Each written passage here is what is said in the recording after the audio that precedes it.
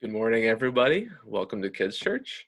My name is Elijah, and I'm really excited to be with you here today because we're starting a whole new book of the Bible. Um, but before we do that, I want to review about what Anna Lauren talked about last week from the book of Acts.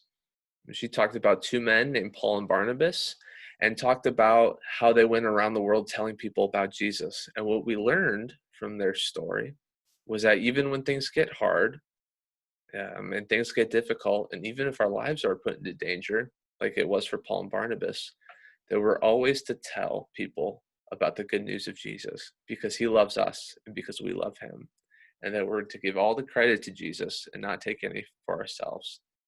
And that was a really encouraging lesson, and I hope you found it encouraging too, about Jesus's love and how great he is and how we're supposed to tell everybody and anybody about him. Today, I'm coming to you with a story from the book of Genesis, our brand new book, which is the first book of the Bible. So we're going all the way to the very beginning. And the story we're talking about today is about two brothers named Jacob and Esau. Now, Jacob and Esau were twins, but that doesn't mean that they were very similar. In fact, we would say that they were complete opposites. Jacob loved doing one thing and had a certain personality, and Esau was completely different. They were totally different from each other. And actually, a sad thing is that um, Esau was loved most by his father Isaac, and their mom Rebecca loved Jacob most. So each parent had a favorite child, which made things really difficult and added to the tension that already existed between the two and made them really competitive with each other to the point that they weren't very kind to each other or very nice to each other. And that's actually what we're going to look at today. We're going to see the way in which they treated each other. And we're going to see that it was unkind and that it wasn't nice or pleasant. And that they disobeyed God in doing so. But more importantly, what we're going to learn is that even when those things happen, and even when Jacob and Esau and their mom and dad even disobeyed God, that God's plan still comes true, that he keeps his promises to his people. And that's a really encouraging thing. Um, so that's what we're going to talk about today.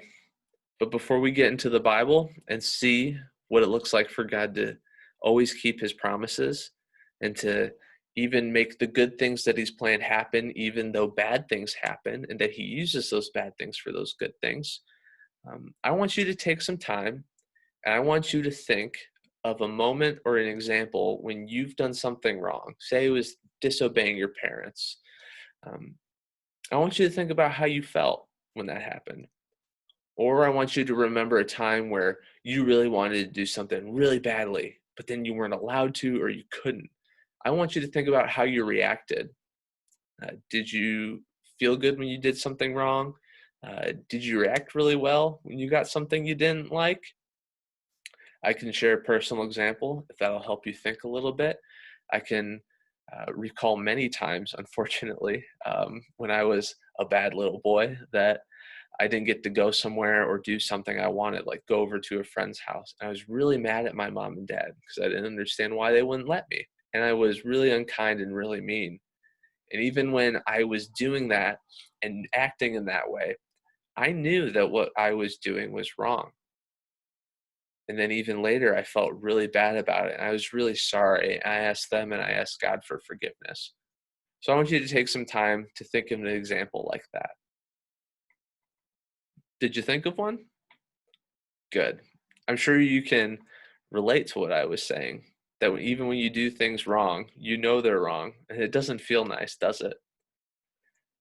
But even though a lot of times we act like Jacob and Esau, like what we're going to see in this verse in the Bible, I want you to know that God even uses those bad things so that you can know more about him and know about how he loves you. So without further ado, we're going to take a look in our Bible at the story of Jacob and Esau. And first, we're going to look at Genesis 25, 29 to 34. So I'll give you a second, And you guys can all find a Bible or have a parent help you and look up this story. So Genesis 25, 29 through 34. Once, when Jacob was cooking some stew, Esau came in from the open country, famished. He said to Jacob, "Quick, let me have some of that red stew. I'm famished." That is why he is also called Edom. Jacob replied, Sell me your birthright." "Look, I'm about to die," Esau said. "What good is the birthright to me?" But Jacob said, "Swear to me first." So he swore an oath to him, selling his birthright to Jacob. Then Jacob gave Esau some bread and some lentil stew. He ate and drank, and then he got up and left. So Esau despised his birthright. And then we're going to go to Genesis 27, so a couple chapters over, and I'm going to read to you verses 18 to 24. And then Jacob went to his father and said, "My father." "Yes, my son," he answered. "Who is it?" Jacob said to his father, "I am Esau, your firstborn. I've done as you told me. Please sit up and eat some of my game, so that you may give me your blessing." Isaac asked his son, "How did you find it so quickly?" "The Lord your God gave me success," he replied. Then Isaac said to Jacob, "Come near so I can touch you, my son, to know whether you are really my son Esau or not." So then Jacob goes to his father Isaac, who touched him, and said, "The voice is Jacob, but the hands are Esau." And then in 24, Isaac asked Jacob, "Are you really my son Esau?" And Jacob lies and says, "I am." So we can see already that Jacob wasn't very kind. In that first chapter, he sells a bowl of soup to Esau for his birthright, which was all the things that would to be given to Esau by their dad, because he was the firstborn. And then we see in the second verse that Jacob lies to his father and says he's Esau so he can get his blessing, which only their dad could give out once. So we see right from the beginning that Jacob's not a very nice guy. He takes advantage of Esau, his brother. He cheats him out of his birthright, and then he steals his blessing from him. So if we look back at the Bible at chapter 27, 32, we see that Esau comes back after Jacob has left his dad. And then Esau comes in and his dad asks, "Who are you?" He says, "I'm your son," he answered, "your son Esau." And then Isaac says, "Who was it then that came to me and brought me food, and I ate it before you came and blessed him? And indeed he will be blessed." And then later Isaac says, "Your brother came deceitfully and took your blessing." This is a really tough story, and it's really sad because nobody does anything good in this story, do they? So we have Jacob and Esau. Jacob cheats Esau out of his blessing and steals his blessing from his dad. Esau doesn't care about the good things that are promised to him. And then even their parents, their mom helps Jacob steal the blessing. And Isaac loves Esau more than he does Jacob. And we see that no one does anything really good and everything's all messed up. The blessing went to the wrong person. The birthright's been stolen. And we're like, how can this be fixed? Everything's ruined. But actually what we learn if what we learn is that even though these bad things happen, that these people disobeyed God. They didn't love each other, and they didn't love God enough to obey him in treating each other kindly. That God's good plan will still come true, and that God's promise to them will still come true. See, Jacob and Esau's grandfather, Abraham, God made him a promise that he'd make them a great nation, that all these good things would happen to them.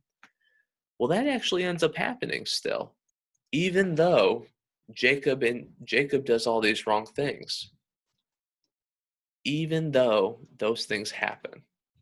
And that's pretty amazing that when we do wrong, when we sin, when we're like Jacob, when we're like Esau, God's promises still come true.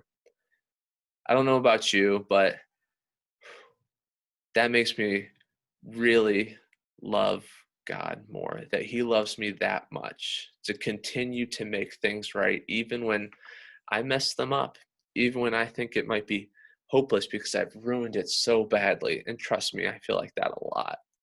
But God's still good. He's still loving. And he still loves you enough to make things right. The most perfect example of this is Jesus, right? So Jesus comes and he is accused of things he didn't do, and they send him to the cross and they kill him on the cross. And really, he's there because of our sin, and that's our penalty. And he took that, and he died on the cross for you and me, even though he didn't deserve it, which seems pretty bad. He didn't deserve it, so he shouldn't have died. But guess what? God used it so that we could come to him, ask for forgiveness for our sins, and he would forgive us because of Jesus, so that we can know him and love him. And that's an amazing and a wonderful thing. And I'm really encouraged by this story, and I hope you guys are too. Remember that even though we do bad things, that we do wrong things, that we sin against God, that he loves us and he is faithful, meaning that he is trustworthy and will always keep his promises, that he will use bad things for good. Again, I hope this was encouraging. I hope you all have a great rest of your day. It was a pleasure to be with you. Bye.